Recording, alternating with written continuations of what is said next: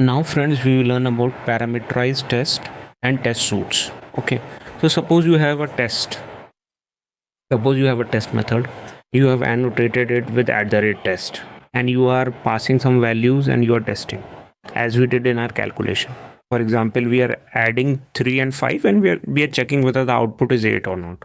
Okay, but suppose I'm not satisfied with this one set of testing. I want to test 2 plus 2 4, 5 plus 5 10, 1 plus 3 4, 7 plus 2 9. I want to test many cases. So what should I do? Should I write many tests and then duplicate test for all these set of input values, or is there a way to pass multiple input values for a given same for the same test? Well, yes, there is a way, and this is called parameterized test. So you can pass many parameters to the test, and JUnit framework will run each of the set of parameters as a separate test. Okay, so let's see what are the different ways of passing parameters to a test. Okay, first of all, you need to annotate your method with, earlier we were doing @, but now we will do @parameterized test, because it is running for more than one set of parameters and you are parameterizing the inputs. Okay, now there are different ways of passing parameters to your test. So the first one is ValueSource. Okay, so we can pass set of single values. It can be integer, it can be string as well. Okay, then is CsvSource. Here we can pass set of comma separated values. Okay, now there is CsvFileSource. Here you can pass an external CSV file, and we have MethodSource. Here you can call a method to pass the params. Okay, and then there is EnumSource, where you can pass all the values of an enum.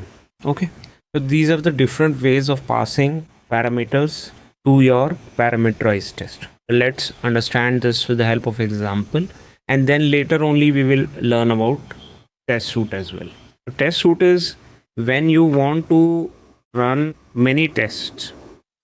Test 1, test 2. So this is test classes.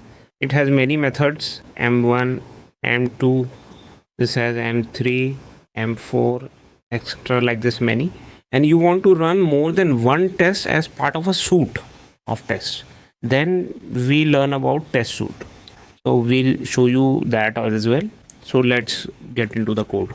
So we have created this parameterized test class for the same calculator class that we were testing. Okay, so it has this add, subtract, multiply, and divide methods. Okay, so what we have done is, in the before all, we are initializing the calculator once, and then we have created many parameterized tests. So for addition also we have created. So this is test addition by adding 0. So we are adding 0 and we are checking whether the result is the same number as or not. Okay, so we are passing 2, then we are passing 4, then we are passing 6, then we are passing 8, and then we are passing 10. We are adding 0 to it, and then we are checking whether the expected value should be the same number as well. Here we are calling our add method.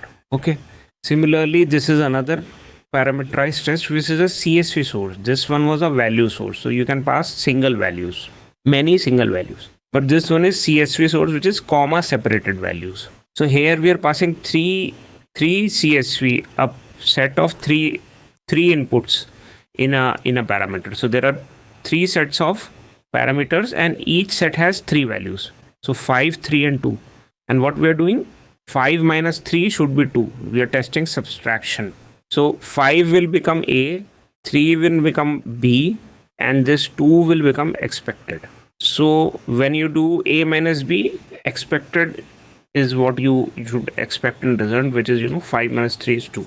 Similarly, 10 minus 7 is 3, so expected is 3.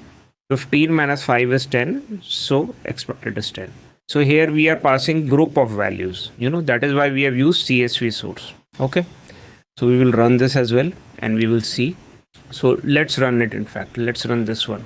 If we run this, we can see it has run 3 set of tests. One for 5, 3 and 2, then for 10, 7 and 3, and then for, so once we run this, you can see that it has run 3 tests. First one it has run for 5, 3 and 2. Then it has run for 10, 7 and 3. And then it has run for 5, 15, 5 and 10. So for the 3 sets, it has run 3 tests. And if we run this addition one also, you can see here we have given 5 different inputs. 2, 4, 6, 8, 10. So it has run separate test for each of the parameter set that we have given. Okay. Similarly, here also for multiplication also we are passing we are using a CsvSource. So 2, 3. 2 into 3 is 6. So 6 is the expected and 2 and 3 are input. Then again 4 into 5 is 20. So 20 is the expected. And similarly 6 into 7 is 42. If we run this one as well, you can see that it will run 3 tests and it will check for the expected value in all the cases. You can see it is mapping A with 2, B with 3 and expected 6. Similarly, A with 4, B with 5 and expected with 20. So this is these are the names that are getting populated here. Okay. And for division, what we have done is we have not used the CsvSource. We have used the MethodSource. Okay. And we have given the name of this static method. In this also we are passing tuples. We are passing integer arrays. We are passing integer arrays one by one. That is why it is taking the input as an integer array, because here we are passing integer arrays. So first it will pass this integer array. Second time it will pass this integer array. Third time it will pass this integer array. Third time it will pass this integer array. Okay. So instead of, if we control and click also, it goes to that navigation, goes to the method. So you can know that this method is used to give the input to this test. Okay. So if we run this, you can see 3 set of testing has been done. So earlier we were writing only, earlier when we were using @test annotation, here we were only able to test for one set of input, 3, 5 and 8. Similarly 5, 3 and 2. But here you are able to test for multiple set of inputs. So this is a more comprehensive testing. Okay. Now let's talk about test suite. So you can see here that we have created 2 tests. One is parameterized test, this one, and the earlier one was calculator test, which we already saw in the previous example. What if I want to run both of them together? Okay, because both of them are related to calculator, and I want to do all the testing related to calculator with a single click. Okay, what I can do is I can create a suite. So in order to use this suite annotation, you need to add this dependency here, because this is not given with this Spring Boot starter test. So you need to add it separately. So I've added. It is also provided by the JUnit platform. This is called JUnit platform suite. Okay. So you need to annotate this class. This is, we have called it calculator test suite. You need to annotate it with @suite. And then using @select classes, you can select multiple classes. So we have selected calculator test. And we have also selected calculator parameterized test. So if I run this suite, you can see first it has run calculator test, all the method inside calculator test. Okay. Then it has run calculator parameterized test with all the set of parameters that we have configured in calculator parameterized test. So it is, a more good way of managing all your tests. You should write as many tests as possible, and then for common functionalities, you can group them using suite and run them to ensure that, your testing is comprehensive for your functionality. Okay. Now in the next section, we will learn about mocking. Okay. So stay tuned, keep learning.